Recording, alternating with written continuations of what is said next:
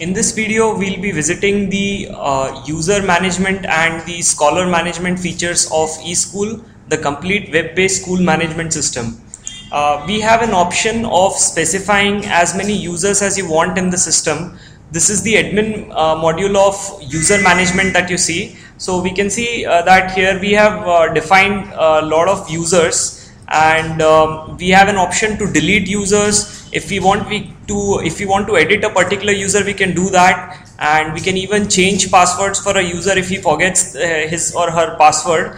And once the user accounts have been created, we have a user permission management wizard as well. So let's say we have Anjali as a user.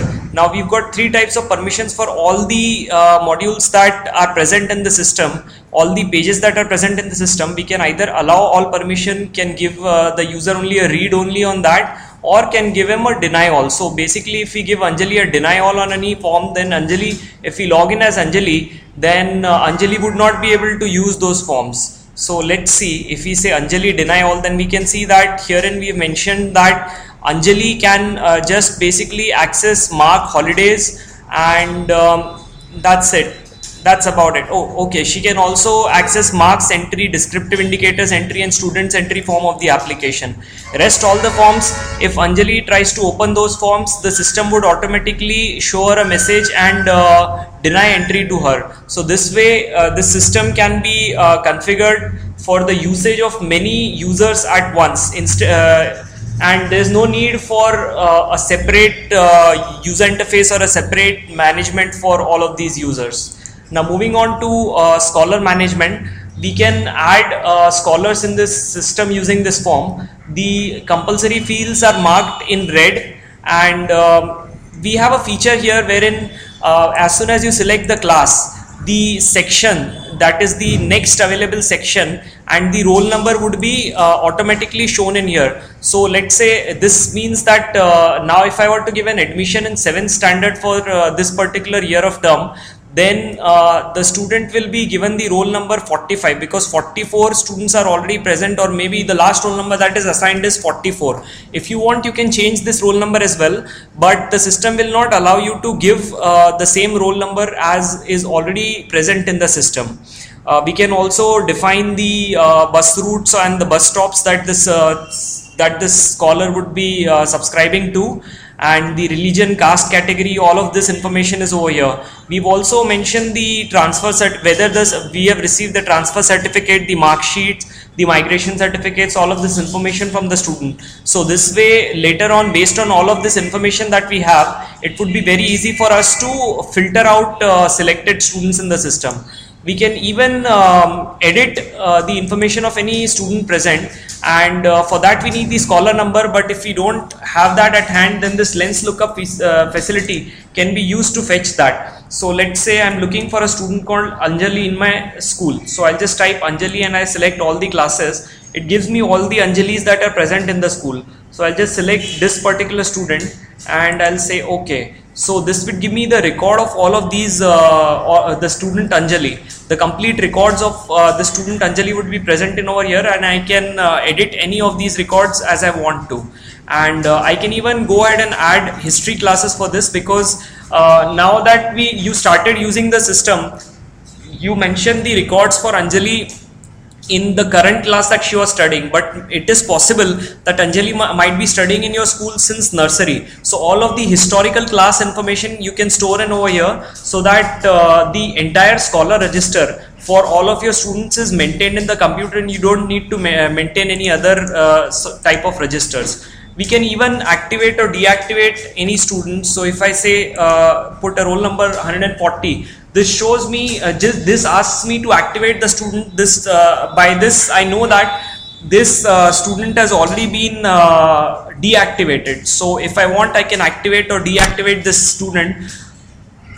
Say I click on activate, it would confirm whether I want to activate this student, and this is activated now. So if I were to put this roll number, this scholar number again, it would give me an option to deactivate, because the student was already active. Now it gives me an option to deactivate. And we can even deactivate the entire class 12th over here. This is the most common operation. Like I mean, after the examinations you want to give TC to all the students studying in class 12th.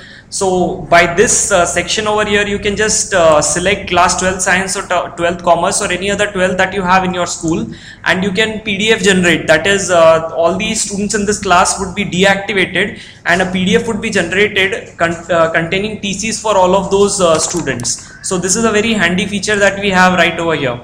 We also have a feature wherein you can reassign roll numbers to all students. Now what happens is, normally students, they keep on coming in the school and they keep on taking admission. So you assign roll number to them as and when they come. But you might have a requirement of reassigning roll numbers to all the students alphabetically once they are once the admissions have closed. So this screen can be used to do that. You can either select a particular class section, or you can select all classes, all sections of the school, and just say reassign alphabetically. So the system would reassign roll numbers alphabetically to the students, and this would be done class and section wise. So for example, every class and section, the first roll number would start by 1. Moving on to scholar documents, there are these many types of scholar documents that we have: scholar register, total fee certificate, school fee paid certificate, tuition fee paid, tuition fee, bona fide character, and transfer certificate. So herein we see a format of transfer certificate for the student. As soon as we write, we key in the scholar number of the student, we get the class details, and we get the document that we want to print in, and all of these details is basically pre-filled. If you want to edit this information, you can do that, and you can just print this information right from this page, and this will be in a ready printable format. We have other types of registers as well. For example, we've got this tuition fee certificate, wherein this would generate the tuition fee certificate for this particular student. That is all of the regular certificates that are required for in a regular school. And this student list report that we have over here is used to filter out the students that are present in any given year of term by a lot of variety of parameters. So you see that here, and I have queried the system for all OBC students that are studying in this school in 2011-2012. So we have this option, and we have an Excel type header and column freezing functionality. So you can scroll this list and all the information would be visible to you. Let's try to filter this data by some other mechanism, and we see that the system gives us the records. Like, we've got 4 Christianity students studying in the school, and we can even export this data to Excel, or we can even export all roll number lists to Excel. So that way entire roll number wise list is exported, and it can be printed out, or it can be used for variety of purposes in the school. We also have a class promotion form, wherein after the examinations you can promote the entire class to the next class. Currently in this system, we've promoted all students to the next session already, because 2011-2012 session has begun. So this way this would be very easy to transfer all the students to a next session and start their bidding. So that's all that we have in the user and scholar management system. Hope that you enjoyed the tutorial.